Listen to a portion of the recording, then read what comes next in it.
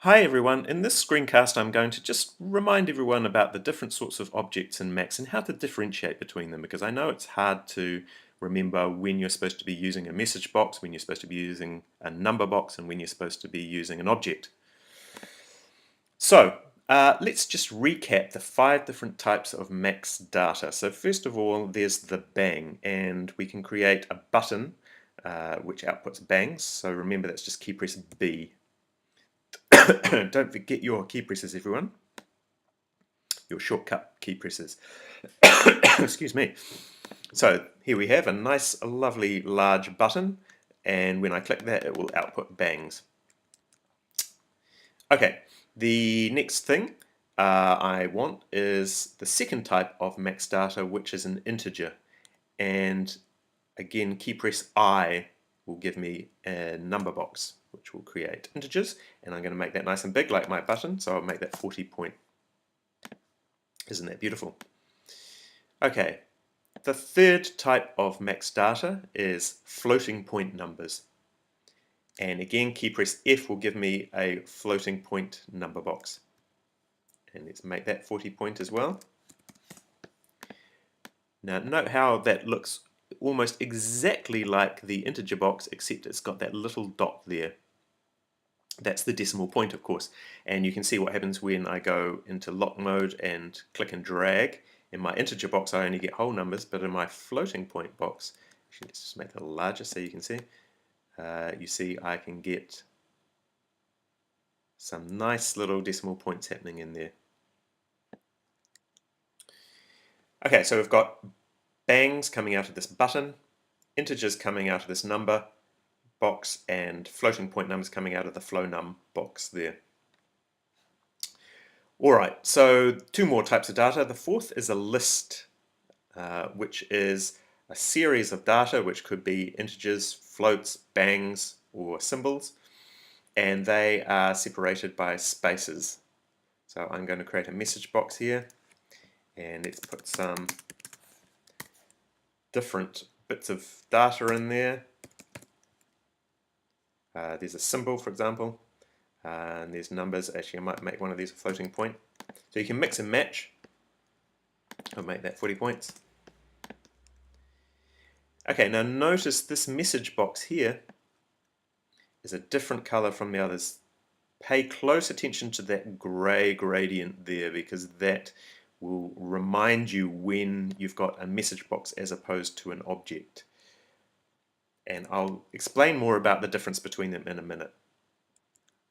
Anyway, here we have a list which has got 1, 2, 3, 4, 5 different objects, and I think there's no space between the 1 and the dot, is there? No, it looks like there is a space, but there isn't. Okay, and the fifth type is, of course, a symbol or text string. Now notice if I type in 2 separate words, I've actually got a list here, because the space here acts as a list. So to make that a single symbol, I'm going to put quotes around that, and that will just be sent out as a single symbol with a space in it. Okay, so here are my 5 different data types. I've got a bang, I've got an integer, a floating point, a list, and a symbol. I'm going to create another message box here. Now, let's get rid of that. A quite useful technique to find what is being sent out is to hook up the outlet of whatever object it is to the right inlet, which, as you can see when I hover over it, says set the message without output. So that's just going to basically set the contents of this to whatever was coming out of here, but it's not going to send anything out of this outlet here. So if I hit bang, I should see, in theory, the word bang. Yes. So bang, of course, is just a special symbol, a special bit of data, a special message that just tells the object to do something. And in this case, it's just being displayed in here. If I hook that up to 4, my integers, and I scroll through my integers, you'll see it faithfully reproduces the integers there. Likewise with, let's get some floating points there, yep. Okay, it's just setting that. If I go to the symbol now, you see it just replicates that symbol, and lastly it will just replicate that list there, and it's wrapped onto 2 lines, but that's just because I didn't have enough space. Okay, now remember these are all different from an object box. The object box, as you'll see, has this green border around it. None of these others have a green border. Only actual object boxes have a green border. And the sort of difference, the way to remember what the difference between this, these objects here and these generic UI objects up here, is that these ones up here just hold data. They don't perform any operations or calculations on the data. So you can't use these to add or divide or to set up a timer or anything like that. These just hold data. The button just holds a bang, which is sent out whenever it's clicked upon. This just holds a whole number. This just holds floating point number. This just holds a list. Whereas this will perform some calculation and output the result out there. In this case, it's not so much a calculation as a timer. So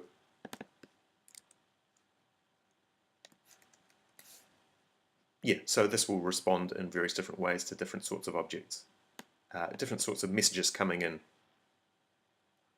Okay, we can convert between different formats here. So for example, if I wanted to convert this number here, this floating point number, into a whole number, into an integer, I can simply take the output of the flownum object into the inlet of the integer. And that will just simply truncate. In other words, it will just remove, round down to the nearest whole number. It will just remove everything to the right of that floating point. So if I type in 6.737, it just outputs 6, or 5.32, it will just output 5. 4.1 outputs 4.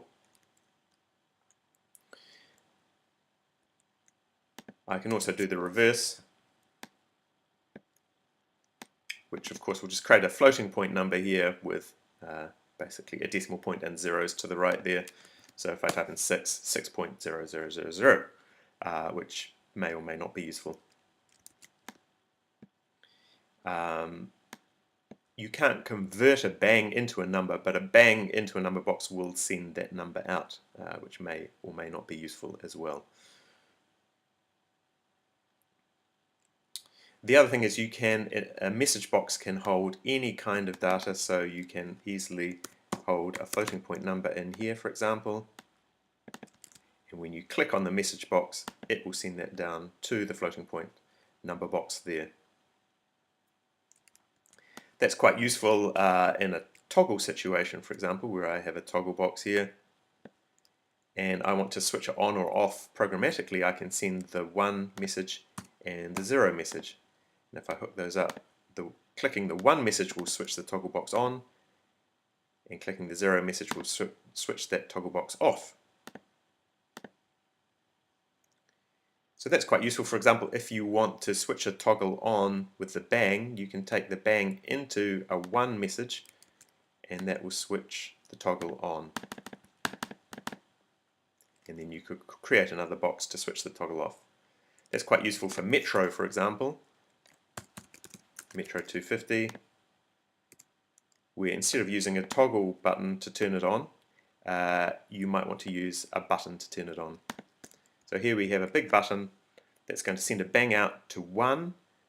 The 1 Metro responds to the 1 by switching itself on. And now we want to switch it off. Okay, so one thing we might like to do is to have a number box. So let's make a nice big number box over here, and this will set our duration of the interval for the Metro in terms of milliseconds. Okay, So 0 milliseconds. These are just comment boxes here, by the way, just with key press C for comments.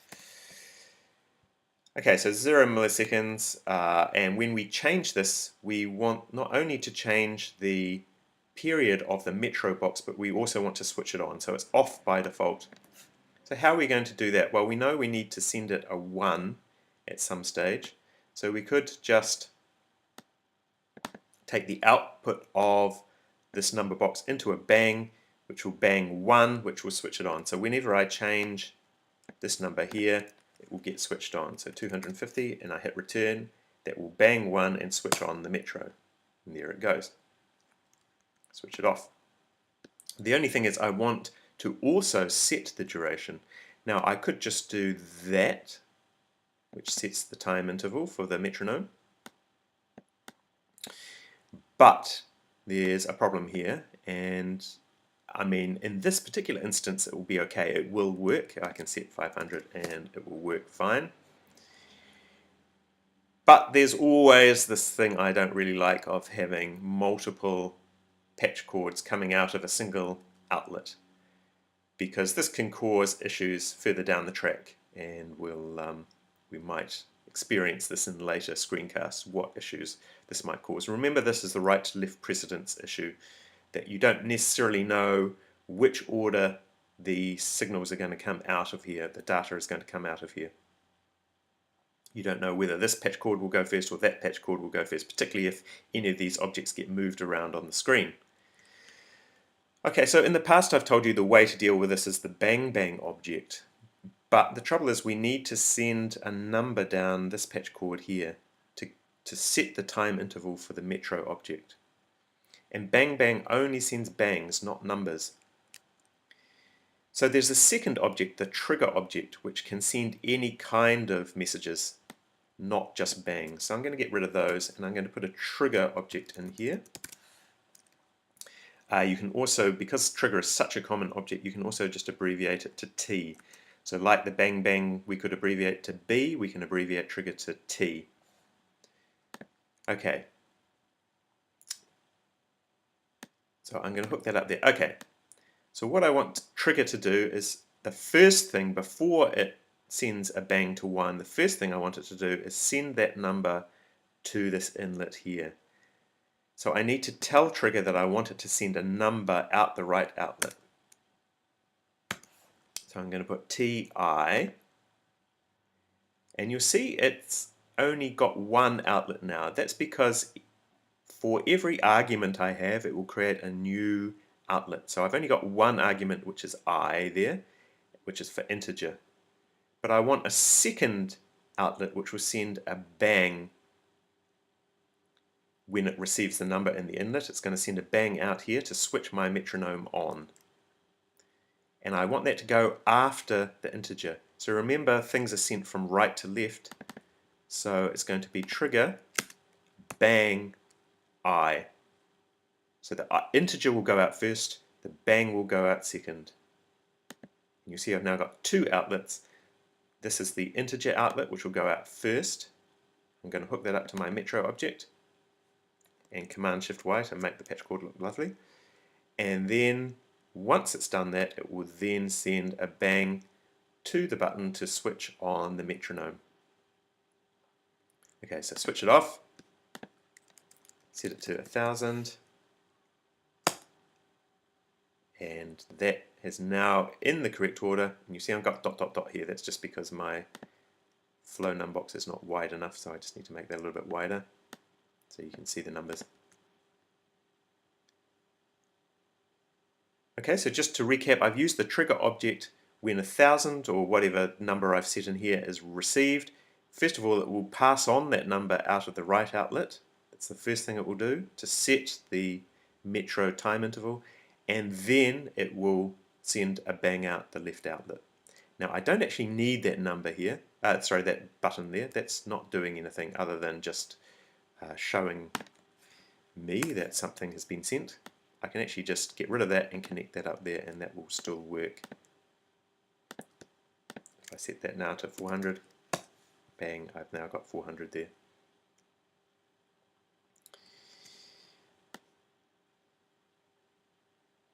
Okay, the last thing I want to show you here is using substitution in message boxes. I'm going to bring my big message box down there, get rid of that one, and let's say I'm going to put my get rid of that. I'm going to put my number box down here. Let's say, for example, I want to do something interesting like set the background color of this number box programmatically. This is not something you would normally do, but I'm just doing it for illustrative purposes. And the way you do this is by sending the BG color message. This is not an object. Remember, this is just a message. You send the BG color message followed by 3 floating point numbers from 0 to 1, which set the red, the green, and the blue components respectively. So let's say we want to send it really, really red. So we send it 1.0, which is the R component, and the other two would be 0. We actually don't need the 0 to the right of the decimal place. We can just send 1 point, 0 point, and 0 point. Okay, if I hook those up, the number box will respond to the BG color message and use the list, those other numbers there, to set the R, G, and B components respectively. So when I click on this message box, I should get a very red number box. Indeed I do. I can go in here and edit those. I could give a little bit more blue. Oh, that's rather gorgeous, isn't it? And now a dark purple. Okay, so that's kind of straightforward, but let's say I want to set the background color programmatically. Let's say I only want to set the green component, so I want different shades or different amounts of green coming in. So it's easy enough to set up a floating point box up here to set that green component. But how do I get it into this position here? Remember RGB. How do I get it to go in there? It's a bit awkward, isn't it? Actually, it's not that hard. All I do is I get rid of that 0 there, and I use the substitution syntax, which is a $sign followed by 1. So that's the first item of any list that comes in here. If you wanted to set R, G, and B, for example, you could have $1, $2, $3. But at the moment, I'm only setting the green component. Hook that up, and now I can set that to 0.5, which will be everything. The R, G, and B will be the same, which will make it a sort of grey colour. Or I could set it to 1 to make it quite green, or 0 to be not at all green, and all the various shades of not green or green in between there. Okay, so there's the substitution there. Let's say I also wanted to hook this up to a slider. So let's make a slider. Let's make it nice and big. Now, the trouble is when I output from here, as you can see, outputs between 0 and 127, which is not much use. I only get basically not green or very green, because the allowed values are between 0 and 1. So how do I scale my slider from 0 to 1? Remember, I could use the scale object. Scale 0, 1, 2, 7 to, so that's the old low and high, and the new low and high would be 0.0 to 1.0. So I could do that. And that's pretty cool. But remember, the best way, the most efficient way, is to not use the scale object. It's just to go in and edit the properties here. So we want a floating out point from the slider. We want a range of, well, how many degrees of resolution do you want? So we don't put 1 in here because that would only be 1 degree of resolution. In other words, it would only spit out 0 or 1, but we want all the degrees in between 0 and 1. So let's just say 100. So currently this is now going to output numbers from 0 to 100, and then we just need to set the output multiplier to make it 0 to 1. So that would be divide by 100, or, which is the same as saying multiply by 0.01. And again, Command-Shift-Y to make that patch cord nice. And there we go.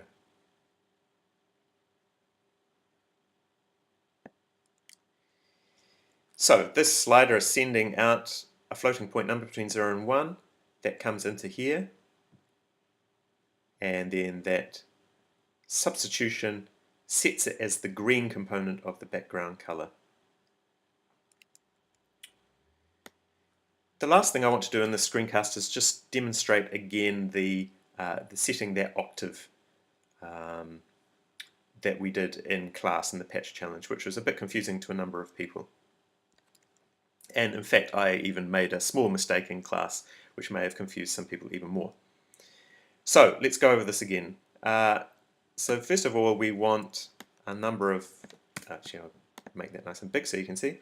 We want a number of number boxes. This is going to be the fundamental frequency over here.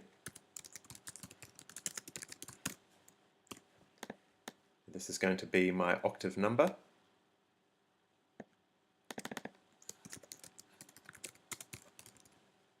And then after my calculation is going to be the resulting frequency.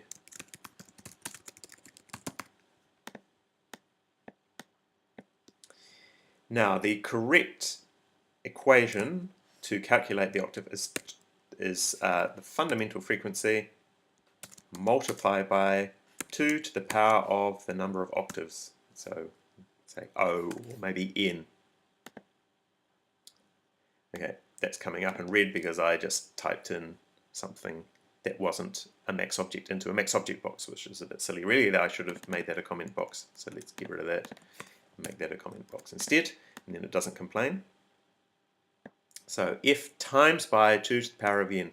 So let's see if we can work out the octave multiplier. Whoops, come here, I want to duplicate you. The octave multiplier here. So this is the result of my 2 to the power of N. Now we use the power object for this, but I made the error of saying we had to use power 2. Now the argument, if I had been paying more attention, if you have a look at the argument, that's actually the exponent, not the base. So the base is 2 and the exponent is actually this. So we don't actually need to have an argument there. But we do need to set this to 2 first of all.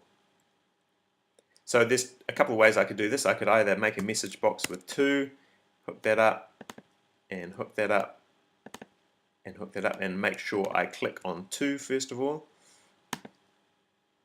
And 2 to the power of 0 is 1, and then set the octave number there.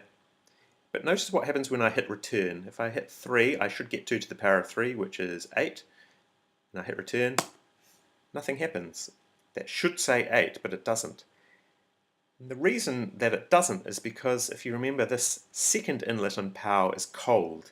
It doesn't trigger a calculation. Only if I now click 2 again will I get 8. So that's a bit of a pain in the neck. One way you could get around that is to hook that up to 2 like that, and then whenever I change this here, it will also send a number down there which will send 2 to there, reminding power to actually output the result of that. So if I hit 6 there, I get 64. And that's kind of fine, but again I've got this issue here of having multiple patch chords coming out of one outlet, which makes me nervous, particularly if you were going to change that number and then that moved over there, it would send that number first, and that would potentially give you an incorrect calculation. So there's two ways we can do that. We can either do another trigger object, so we can just do another trigger bang I, TBI I use a lot, and that will send the integer into power first of all, and then bang that too, and that gives me the correct answer. Or there's a slightly more efficient way of doing it, which is that power responds to a list, the base followed by the exponent, and I can substitute the exponent in there. So let's just have a look at what that is sending out. So that's 25, 26, 27, 28. Okay, and now I don't need to send anything into that cold outlet, that cold inlet at all. I'm only sending a list into the hot inlet, so I can be assured that every time I change the octave number up here, it is sending out the correct octave multiplier there. Okay, so that's pretty cool. And then the last, so that's 2 to the power of n there, and the last thing I just need to multiply is by the fundamental frequency. So I just need a multiplication object there.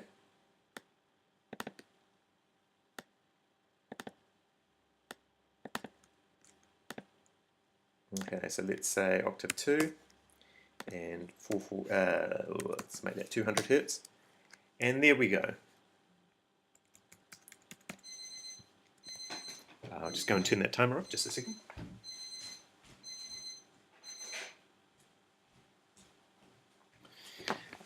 Okay, the only problem is that that's fine if I change that frequency over there, but if I change this octave number, again, it's not producing the right resultant frequency there. Again, because it's not causing that calculation to be performed. Here, it's probably best if we do actually use the trigger bang I.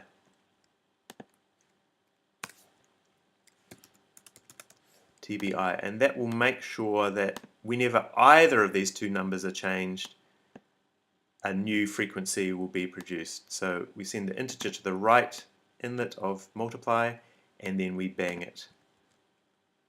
And that will make sure that no matter which of these two we change,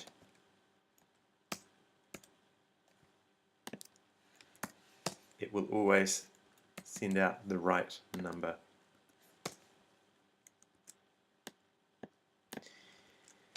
Okay, so there we go. That's hopefully given you a bit more insight into the various different types of objects, the message boxes, integers, floats, and how you can convert between them, and how particularly to use the trigger object to make sure that calculations are performed even if you're sending data into the right outlet, the right inlet, which is, as you know, cold.